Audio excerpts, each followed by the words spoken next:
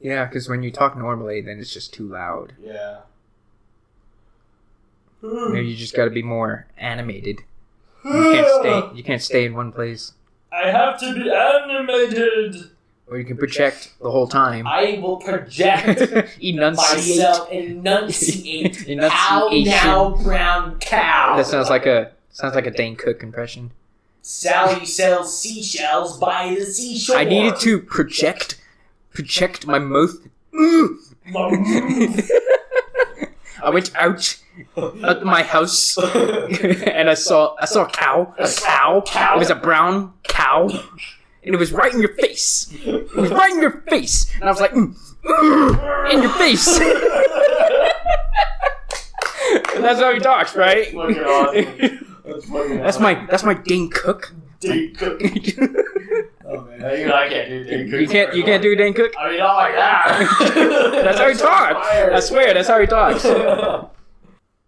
Well, I'm done fiddling with the audio. Diddling the audio.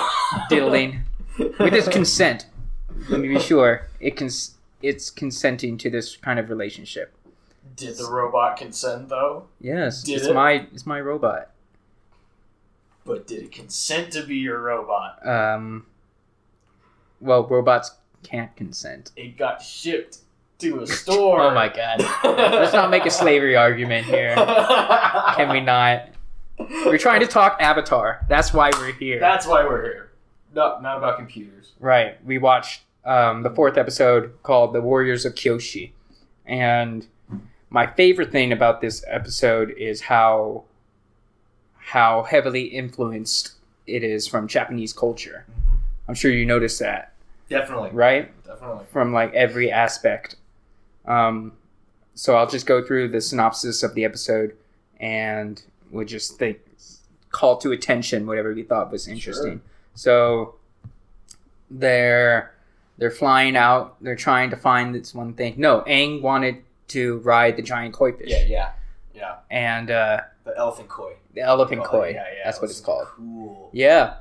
And it turns out elephant koi aren't the only thing in those waters. No, that was freaky. No. Yeah. I love the reveal. Yeah. Where you only see the fin coming out, and that freaks the shit out of him. Right. It was weird because I was trying to figure out what it was, but then they said unagi, so I'm like, yeah. Well, I know what unagi is. I love sushi, but oddly enough, I don't like unagi. But Oh, okay. Well, at least you know what it is. I know what it is. Yeah. I'm like eel. I'm like, okay. So that might be like the first sign of Japanese influence in the episode. For sure. Well, and the koi fish too. And the koi. They're really. Is it a Japanese thing or just like a general Asian thing? I think it's Chinese like koi fish too. I think it's Japanese though. Okay. Yeah. Okay. I mean, at least maybe it's like more important to the Japanese. They coined the term koi. I guess. Oh, yeah, that makes sense. No pun intended. Coined. Coin. Yeah. Like if you made a coin and it's got koi fish on it. Yeah. There you go. So Aang freaks out. Well, he goes there because he wants to impress Katara. So you get a little bit of a romance sprouting between them in this episode. Right. Yeah. Oh, yeah. I'm kind of not feeling it yet. It's still pretty vague and undeveloped so far, naturally. I don't know if I approve yet. There's definitely some tension there. You feel some tension? Oh, yeah. Between this 12-year-old and a 14-year-old? Totally feel girl? It. Okay. Maybe you're picking up on things that I'm not seeing here. Jelly. Right. Let's see. Full disclosure, I'm reading a synopsis of the episode because I didn't bother to make any notes. I was just too engrossed in this show that I've seen millions of times. Too captivated by the love triangle. Yeah. by the really expressive animation. Like the expressions in this episode, I think, are really, really stick out compared to others. And it works because it's really comedic in a good way. Right. It helps with the comedy. So after Aang gets back to the beach, he escaped the Unagi, and then the Kyoshi warriors come out and they kidnap him. Mm-hmm. And we finally get an address to Sokka's sexism because he presumed that there's no way a bunch of girls could kidnap him and beat him up and whatever. And then like after Aang airbends his way out of their tie, and he finally gets to show off his airbending skills and impress everyone. He impressed that one guy who freaked the shit out, and he foamed his mouth. He foamed and passed out. It was so weird. Does that actually happen? Do people like foam their mouths when they faint? Like people do faint, you know, like when they meet someone that, you know, they really, really just adore, you know, like Franz Liszt was notorious for that. Really? Composer. Yeah. What? He was like the original rock star. What? Well, Beethoven too, because like he had that effect on some girls too. No way. But that's funny. You don't think of classical musicians like that. Liszt was a rock star. I guess in that time, that was like the only music you could really hear, right? Yeah, and you know, like back then, it was really hard to make a living in those days. If you weren't a royal, like if you're a musician, though, if you're getting paid to perform in front of people, then you're gonna get famous from it. Entertainers, they've been around for a while, you know. Yeah, even from like medieval times, you know, like royalty would pay for entertainment. Right. The jousters. Those the jesters and the jousters. Yeah. Yeah. I mean, I guess nothing's changed. No. Wow. So Aang outs himself as the Avatar. Then they're taken back to the village, and they're cleaning up the statue and whatever. Mm-hmm. Sokka's still sulking. So salty about it. He's not even can't eating. Let it go. He's like not hungry, but you're always hungry. And he's mad, and then he goes off to confront the warriors, while Aang and Gintara talk about how he shouldn't let all this fame go to his head, but because he's only 12 years old and he's never had this much attention before, you know, it's very easy to slip into that mindset. He's been sleeping for 100 years, so yeah. Right. I think it's because he's a child. He's a child. Right. But I think it also calls back to a lot of child actors and musicians that have made themselves really famous today, and of course they're gonna freak the shit out and, you know, do all this crazy shit to get more attention, because you know, they have no sense of why they're doing what they're doing. They just want the attention. Right. So they didn't get it. So, you know, once they get a little bit of it, it's just like, hey, this is nice. Right. Yeah, they're getting that dopamine. Understandable. Yeah. And they don't have. I'm an attention whore, so you know. Right. I get it. They don't have a sense of self-control from that. Yeah. So that it's easy to get lost in it. Yeah. It just allows them to go crazy. Yeah. And to a sense, Aang experienced this. Right. Aang frees himself, right? Sokka. Oh no! Since they outed themselves on Kyoshi Island, word eventually spreads from Kyoshi Island to the supply chain where Zuko gets his fish meal. Yeah, right? But no, it's my favorite. That's my favorite transition. In the entire show. There. Yeah, because it accomplishes a lot of different things in the space of a few minutes. Yeah. Because number one, it's really good for world building. Right. We've seen the supply chain from the fisherman who caught the fish to the merchant who's selling the fish to the butler that's cooking the fish to the waiter that's serving the fish. Yeah. And the word about the Avatar on Kyoshi Island spread in between them. Right. And I think it's a really creative way of explaining why Zuko's showing up in the first place instead of just him happening. Yeah. I mean, transitions don't have to be drawn out. As long as they're... no, if you do them cleverly, just a little series of shots just like that, you know, you can accomplish the feat if you do it right. You know, it's amazing. Kudos. And so Zuko realizes they're on Kyoshi Island, and he said, ready the rhinos, so they're getting all these rhino lizards. That's awesome. Yeah. They get him ready to invade the island. Meanwhile, Sokka is confronting the girls, and he's trying to show off to them. And they kind of play into it a little bit to eventually emasculate him, essentially. It was awesome. I thought that was awesome. Yeah. I think it couldn't happen any other way, because that's how he gets humbled, right? Oh yeah, it took him down a peg or two. Yeah, it was very humbling for him. Yeah.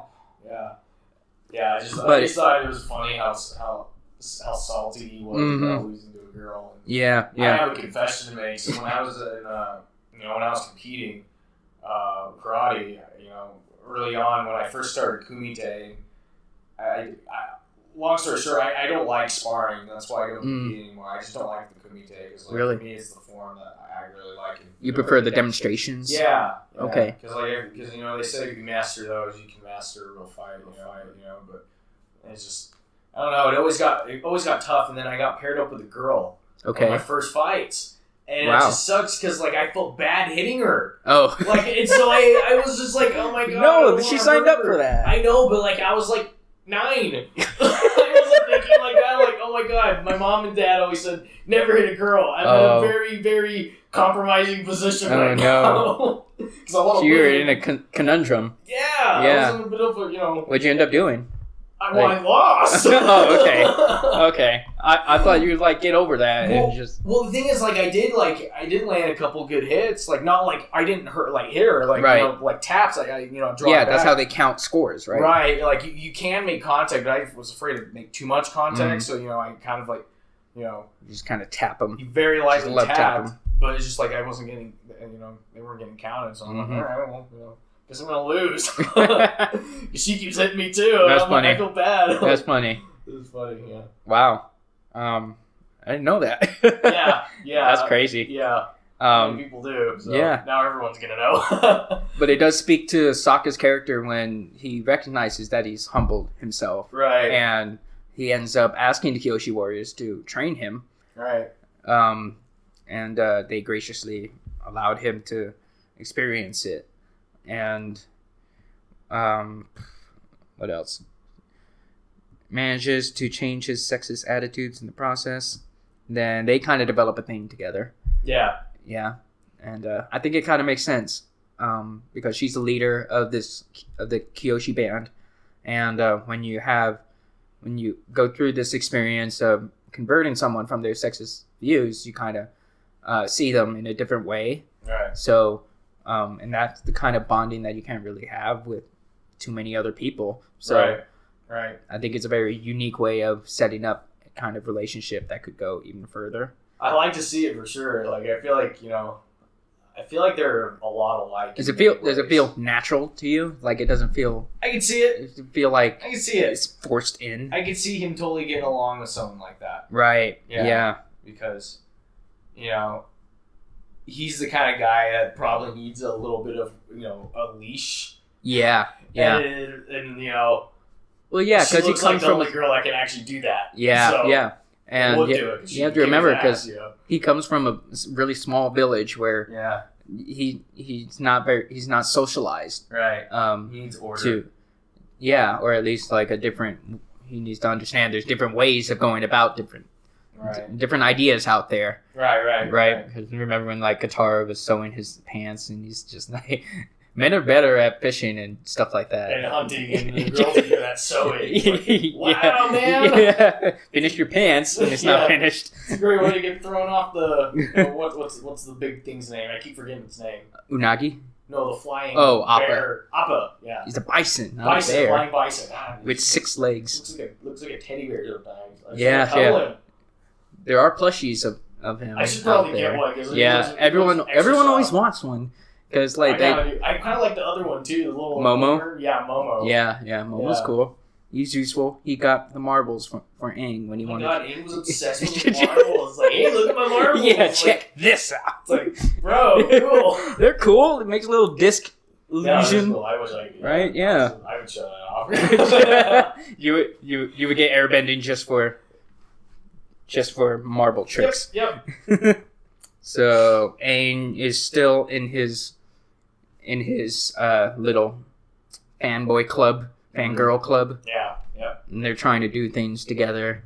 There's that guy who is trying to paint him and one fan, but in the process, more and more fans come into the picture. Yeah, they don't photobomb; they just add to the picture. Well, it's so funny. I I remember an exact moment when this happened in real life. It was in high school, and we just finished. I can't remember which.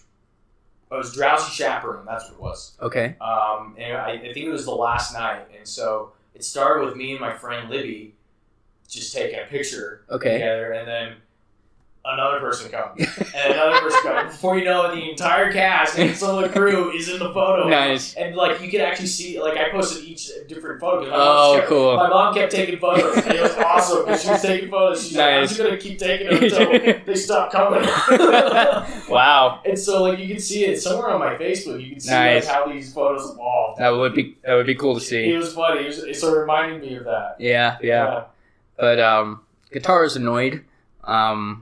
And he says she's jealous because of all the attention he's getting, but I'm not seeing jealousy there. I'm just seeing annoyance because he said this wouldn't get to his head, and it went to his head, and now she's annoyed. Yeah. Because he lied to her. Yeah. I mean, it's just like, at the same, she's got to expect a 12-year-old's not going to keep his word all the time, I guess, because he's 12, but that can't be an excuse for everything. Yeah, but I mean, it's just, and he's supposed to be a monk. Like, wouldn't the monks have taught him that attention isn't a thing he should be striving for? For me, it's like Kung Fu Panda. It's like, it comes from the people you least expect, just like someone that doesn't look like they're, monkly, I guess. Mm. Yeah. Or like worthy of being an avatar, but, they're the chosen ones. For a weird reason, like that's why I like Kung Fu Panda, because it's kind of similar. Yeah. Similar, that is great going on because you get, they look at Panda and they're like, he's not the Dragon Warrior. Yeah. He just happened to fall in that one part where the master was trying to pick the Dragon Warrior. Right. But it's just like, It's funny we made that comparison because I was watching some videos about the themes the themes about Chinese or Asian philosophy and the similarities between how they're portrayed in Kung Fu Panda and how they're portrayed here. Right. Maybe in later episodes we'll get more into that. Let's see. Sokka's still training Masuki. He's starting to get it. Yeah, the Fire Nation shows up, or Fire Army. Right. Well, first, no. Aang wants to show the fangirls the Unagi. Oh, that's right. Yeah. But the Unagi doesn't show up. No. Conveniently. Of course. It never shows up when you want it to. Nope. Playing hard to get. The Katara shows up anyway after she said she wouldn't. They make up, they apologize, which is nice, because, like... It was tender. Yeah, because, like, you don't really see children behaving that way to each other. Because, like, it seems like something that really needs to be taught. To be like, oh, if you make a mistake, you should apologize to the people you've hurt, right? Don't do that anymore. Yeah, I think it's really great for the show to give a realistic example like that. Yeah. I wish more media portrayed that kind of relationship, because that's how you keep a long-lasting friendship. Right. Like, if you wrong this person and they mean something to you, you want to make sure that you make it right somehow. Right. Right. You want to atone for it. Yeah. But while he's trying to get back to Katara on shore, then the Unagi shows up and he freaks out. Unagi almost gets him because it can squirt out water out of its mouth. I think it's cool. Like a cool little Pokemon. Katara goes out and tries to save him. She does this cool little move that gets them rapidly, out of the sea onto the shore. She does this cool little move to not drown him, or like she bends the water inside his. Inside his body. She pulls out the water. That was cool. That's really cool. Yeah, oh my god, that'd be a cool trick. Wouldn't it? Right? Yeah, so many people's lives. Right? It's a lot easier than CPR. Yeah, no more CPR. You just need to know how to water bend. That's it. Do you know how to water bend? Then you can have this job. Yeah, that would be nice, wouldn't it? Becomes the standard. Oh my god. And then that's when Zuko shows up. And then he's going into the village. All the Kyoshi warriors, including Sokka, goes out to meet him there, and they it's kind of balanced because they got the surprise advantage at first, and then Zuko's a good breakdancer, and he's incorporated that into his fighting. Yeah, seriously. We saw a little bit of that with his fight with Xiao. Yeah. That was his turning point when he did this cool little funky breakdancing move and trips him over. So we saw more of his breakdancing ability. That was pretty cool. Yeah. Put a hurt on him, that's for sure. Mm-hmm. And I believe they have him do this kind of thing because the voice actor for him did breakdancing, I think. So they incorporated that? Yeah, That's funny. Do you recognize the voice actor? For Zuko? No. No. Have you seen Hooked, the movie? I think it with Johnny Depp. I want to say. I don't think it's an older one. Hooked or Hook? I don't remember exactly. I'm looking it up right now. There's Hook. It's a Steven Spielberg movie with Robin Williams, Dustin Hoffman. It's Hook. With Robin Williams. Let me see. That's the one. 1991. Steven Spielberg. Yeah, it's Robin Williams. Phil Collins is in it too. Robin Williams, Dustin Hoffman, Julia Roberts, Bob Hoskins. I don't see Robin. Oh yeah, Robin Williams. He's in it. Yeah, the voice actor is Rufio in that movie. Oh no shit. Yeah, his name's Dante Bosco. Yeah, I know who that. Yeah. Yeah, that's his voice. Yeah, he's in Take the Lead. Have you seen that movie? I remember seeing clips of it. I've never seen it. He dances in it. Oh, dances in it. Yeah, that's why. Yeah, it's with Antonio Banderas, and it's about how his teacher. It's a really good story, really good movie. It's one of my favorites actually. Cool. He comes to the school and he takes over the detention class because all they do is just sit down in the basement and they don't do anything. And he's like, if they're in detention, they still have to learn. They have to do something. Right. And so he tries to teach them how to dance. These kids are good like break dancers, but he's trying to teach them ballroom dancing and give them kind of that range. Oh wow! And so he invites one of his students, Antonio Banderas, and this is Antonio dancing, doing all this, super talented. Cool. He invites one of his students because he teaches ballroom dancing at like a really nice studio, and she comes down and they do a tango. Tango. Dance. Cool. And it was really, really seductive, really, really just appealing, and the guys are just like, because it's a very, like I said, seductive dance, so they just made them, they're all hooked like right after that. Damn. It's like, we want to learn that, we want to learn the tango. Wow. So. Makes sense because Banderas he's Mexican, isn't he? He's Spanish. Oh, he's Spanish, okay. Yeah. Well. Yeah, Malaga. Yeah. Well, yeah, and tango is a Spanish dance. That's Argentinian, actually. Yeah, it's Argentinian. Okay. Yeah. Latin in general. But I mean, that's the thing. Like, it's got its flamenco roots, which is Spanish. Right. So a lot of Spanish influences. Yeah. Very widely seen down there. It makes sense. In those areas. But now that you know that Dante Bosco is the voice of Zuko, you might be able to hear him now. Yeah. Now I'm gonna be listening for that. Yeah. I like him. He's a good actor. Yeah. He's Filipino, I think. Mm-hmm. Yeah. Right. Yeah, I think so. And I want to see him in more. Like, I've just been kind of sad I haven't seen him in a lot, But yeah, I don't know if he's still acting professionally or if he's just moved on to other projects. I mean, he was doing this show, so I was probably, and he's like one of the bigger characters. Yeah.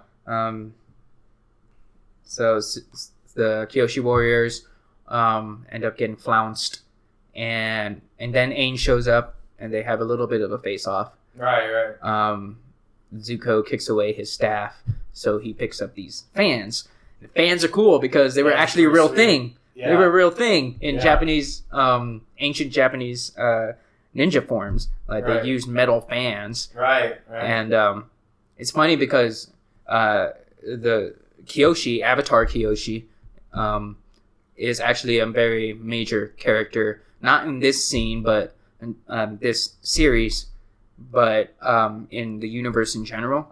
And I think very recently there was a novel that came out that talked all about the life of Kyoshi. Interesting. Like how she formed this band of Kyoshi warriors. And it's considered canon, and it's just another aspect of world building to the series that you don't even see in this TV show. Yeah. the lore really gets incredibly deep, incredibly fast. That's cool. Yeah, I think it kind of just it helps maintain its staying power, right? Right.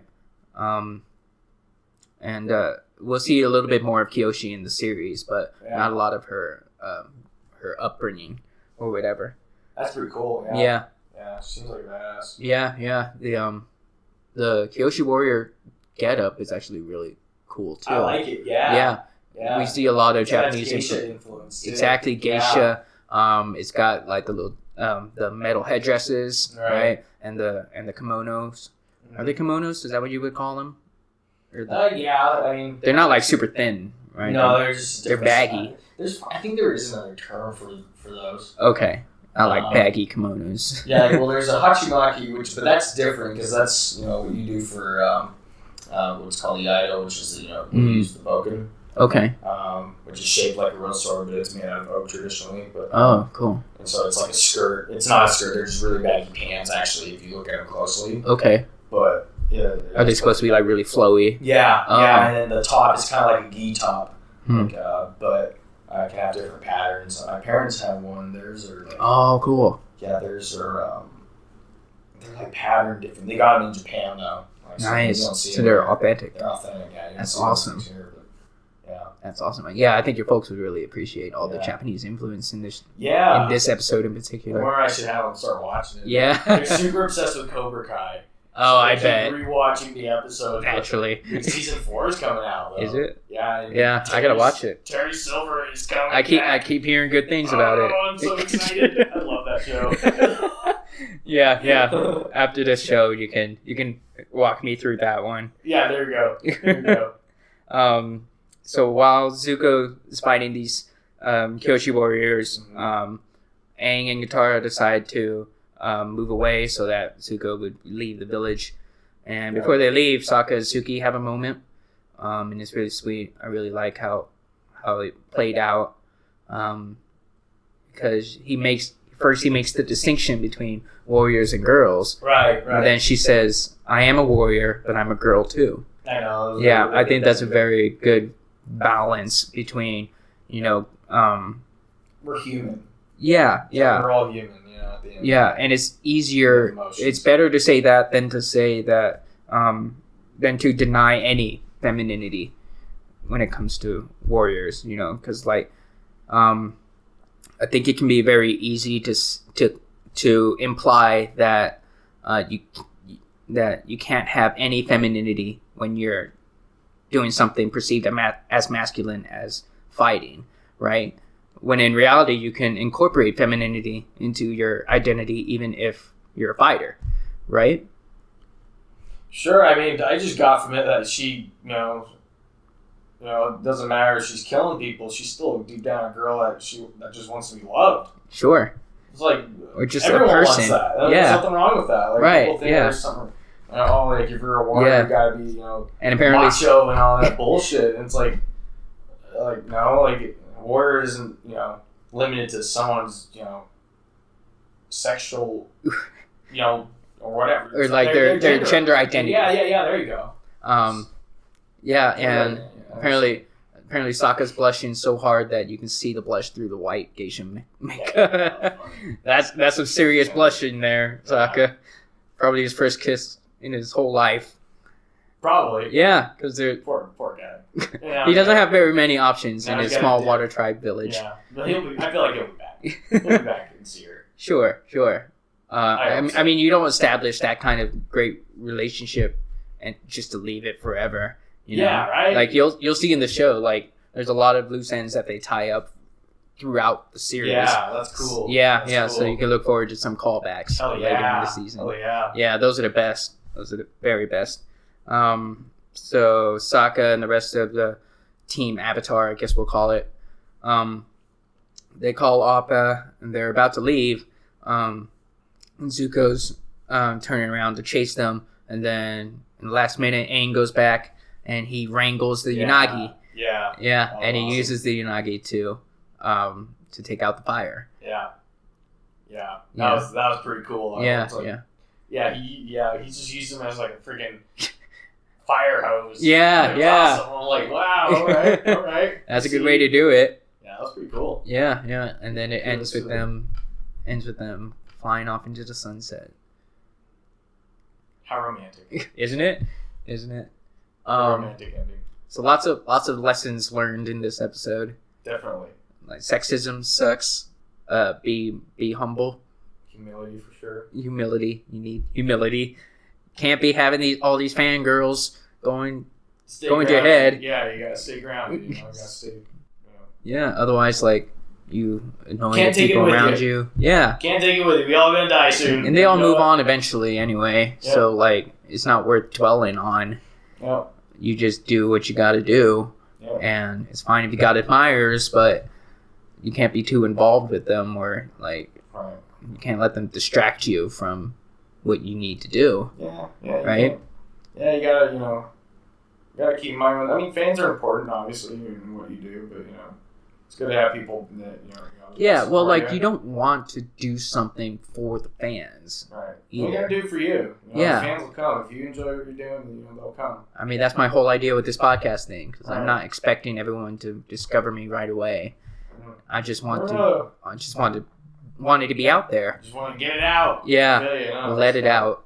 Yeah. I just think it's a really cool way of producing content for other people to enjoy. There you go. Hopefully they enjoy it. Right. We'll know. Maybe like in a year or two. Yeah, we'll see. Right. We'll see how successful this is. We're talking about some interesting things. I hope so. I would hope so. We're not boring the shit out of everyone who listens. Hopefully, we'll see. We will see. We'll see. I did publish, as of this recording, I published all the videos that I've made so far yesterday. So now I saw the first. I saw the one our podcast. Cool. Listen to it. Thank you. So we'll see how it develops over time. But for now, we have this show to kind of trek us along, and you're really enjoying it. It's fun. I know I do like it. Like, yeah. I don't really get to sit down and watch TV much anymore. Yeah. So this is the only time I really watch TV anymore. I mean, that's nice. It's nice you're making time for it. Yeah. I appreciate that. Yeah, I know, of course. It's a good way to get back into television. Yeah. Like, you have a life. Yeah. It helps that it's not an insanely long series, really. And like every episode is only like 20 minutes. Yeah, they're short and sweet. Which is nice. There are a couple 2-parters, but they're both about the same length as a usual episode. Right. I think when they happen, we'll figure out a system where we can watch them at the same day, but maybe like talk about it in the breaks. Right. We'll figure it out. Yeah. We got it. What else was I gonna say? It does help that each episode has a recap too, so it won't matter how long we take between episodes as long as we watch the recap. Right. Recap will remind us what's going to be important for that particular episode. Right. So, no, for sure. It's ideal. Yeah. It's ideal. Any closing thoughts, predictions, things you would like to see? Yeah, they're still going to the North Pole. Really they're still going there. Well, obviously that's the overall plot. Mm-hmm. But you gotta have some stops along the way, right? Yeah. I did want to mention that Kyoshi Island is technically part of the Earth Kingdom, but we haven't actually seen any earthbending yet. So, very soon we'll finally be able to see what earthbending looks like. Yeah, that'd be cool. Yeah. I'm curious to see how that turns out. Yeah. And because then we can decide which element is the best. Right. Obviously, my opinion is very well known, but I'll wait to express it. You must wait. Have patience. Yes. Yeah. One of my least powerful virtues, honestly. I think that's all of us to a point. I'm very impatient. Right. A lot. So yeah, closing thoughts, predictions. I don't know. It seems kind of like open-ended right now. So it is. I'm like, okay, this is gonna go really anywhere. It didn't really do a lot for the plot. Yeah, it wasn't like a lot of. It was more of a side story. Obviously, except for the fact that Zuko's now chasing them. Yeah. Well, that was kind of established last time. Well, he's like around their tail now. Yeah. Because he couldn't find him for a bit, and now he knows exactly where he is. So Yeah. On the run. So it the most important thing I think was character development. Right. We got a little more of each of the main cast. Right. We have a new character. Right. That's present now. Suki seems like a really important character that might show up again somehow. So. Yeah. Yeah, she's cool. Yeah. I would be friends with her in real life. Yeah, for sure. Any more thoughts? Do you want to watch the next episode right now? Yeah, might as well. Let's eat and watch the next episode. 'Cause I'm hungry. Yes, that is a good idea. We should eat something.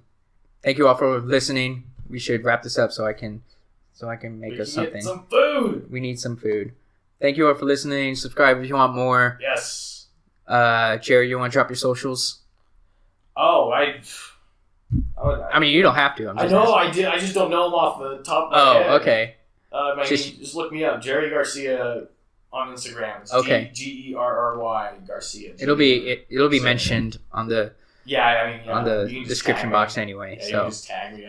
I don't know all my usernames. You have so many, you just can't keep track of them. No, I just don't. You're just so popular. I know. I just sell the music. I seldom go on Instagram or Snapchat anymore. Right. You gotta make me a theme song. Huh? You gotta make me a theme song for the podcast. Yeah, we gotta definitely discuss that. That would be fun. Yeah. Then I don't have to open it up in silence. Do some 70s porn star music. Do a parody of Black Dynamite. Dynamite. That's a great movie. All right, guys. Okay. We'll see you in the next episode, which is going to be... Okay, I don't remember off the top of my head. But we should see some earthbending. It's going to be fun. We'll see you guys then. Thank you for listening. Woo woo.